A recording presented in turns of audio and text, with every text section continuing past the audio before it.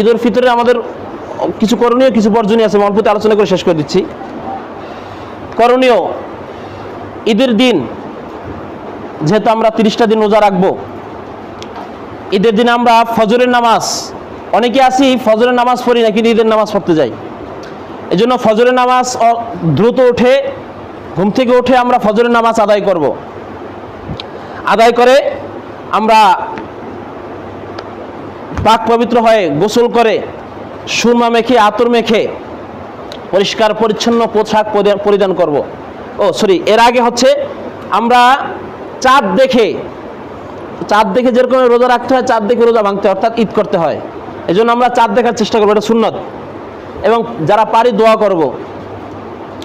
এরপর হচ্ছে চাঁদ দেখার পরে আমরা অনেক পোলাপান আছে, আমাদের ছেলেরা আছে, ওই চাঁদের রাত্রিতে অনেক দুষ্টমি করে, বিভিন্ন আতশবাজি ফটকা ইত্যাদি ফোটায়। আমরা এগুলো তাদেরকে বারণ করব, এগুলো থেকে বিরত রাখার চেষ্টা করব। এরপর হচ্ছে আমরা ফজরের নামাজ আদায় করব এবং গোসল করব, পরিষ্কার পরিচ্ছন্ন পোশাক পরিধান করব এবং তাকবীর বলতে থাকবো, আল্লাহু আকবার, আল্লাহু আকবার, লা ইলাহা ইল্লাল্লাহু, আল্লাহু আকবার, আল্লাহু আকবার, ওয়ালিল্লাহিল হামদ। এবং ঈদ উল ফিতরে কিছু মিষ্টি খেয়ে আমরা মসজিদে যাব, মানে ঈদগাহে যাব, যেখানে ঈদের নামাজ হবে আমরা সেই ঈদগাহে যাব কিছু মিষ্টান্ন খেয়ে। ঈদ উল ফিতরে কিছু খেতে হয়, আর ঈদ উল আজহায় নামাজের পরে খেতে হয়। ঈদ উল ফিতর হচ্ছে নামাজের আগে খেয়ে তারপর মসজিদে আসতে হয়। তো এই জন্য আমরা কিছু খাবো, মিষ্টান্ন খাবো, কমপক্ষে খেজুর হলেও খাবো, যদি আমাদের দেশে এখন সেমাই ইত্যাদি করে, আমরা এগুলো মিষ্টান্ন খাবো। এরপর হচ্ছে আমরা একে অপরের মধ্যে ঈদ বিনিময় করব। তাকাব্বাল আল্লাহু মিন্না ওয়া মিনকুম ঈদুন সাঈদুন, এই শব্দগুলো বলে আমরা একে অপরকে সম্ভাষণা জানাবো ঈদের, যেটা আমরা বাংলায় বলি ঈদ মোবারক, আমরা ঈদ মোবারক জানাবো। এরপরে আমাদের আত্মীয় স্বজনদের খোঁজ খবর নিব, পাড়া প্রতিবেশীদের খোঁজ খবর নিব। আর একটা বিষয় লক্ষ্য রাখবো, আমরা এই ঈদ উদযাপন করব পুরো শরিয়াত সম্মত।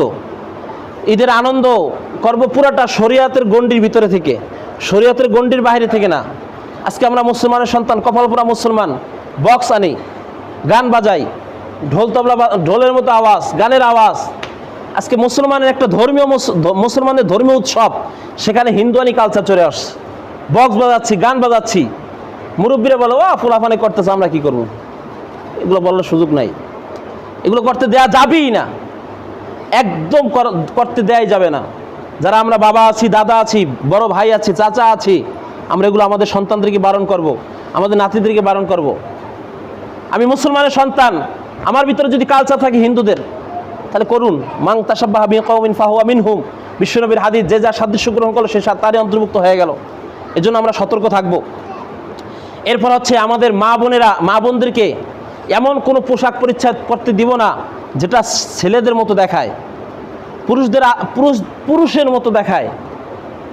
কি বলে এটা, পায়ের সাথে লাগাই ই করে, টাইস পরে, আবার এতুর জামা পরে, আবার এমন পাতলা জামা পরে, সব দেখা যায় ভিতরের। এমন পোশাক পরিচ্ছদ আমাদের মেয়েদেরকে, আমাদের মায়েদেরকে, আমাদের বোনদেরকে, আমাদের স্ত্রীদেরকে আমরা পড়তে দিব না। এবং হচ্ছে বেপর্দাভাবে দেদারসে চলাফেরা, বিভিন্ন পার্কে, বিভিন্ন জায়গায় ঘুরতে যায়। আমরা যত সম্ভব শরীয়তের গণ্ডির ভিতরে থেকে আমরা আনন্দ উদযাপন করব। সকল প্রকার এই যে আমাদের সন্তানেরা যাতে করে আতশবাজি, ফটকা এগুলো যাতে ফোটাতে না পারে, কোনো জুয়া কালচার যেন আমাদের ভিতরে বিদ্যমান না হয়। অনেকে আছি সুন্দর নতুন নতুন পোশাক পইরা একদম সুন্দর করে টাস খেলতে বসে যায়, যত আজকে তো পকেট গরম, টাকা ছিটায় আর জুয়া খেলে। এই জুয়া থেকে বেঁচে থাকতে হবে। একটা মুসলমানের সন্তান আজকে তার একটা ঐতিহ্যবাহী একটা দিবস, ঐতিহ্যবাহী একটা ঐতিহ্য ঈদ আজকে উদযাপন করবে, সেটা যদি আমাদের হিন্দুদের মতো হয়, অমুসলিমদের মতো হয়, তাহলে আমার মতো কপাল পোড়া, আমার মতো হতভাগা আর একটা হতে পারে না।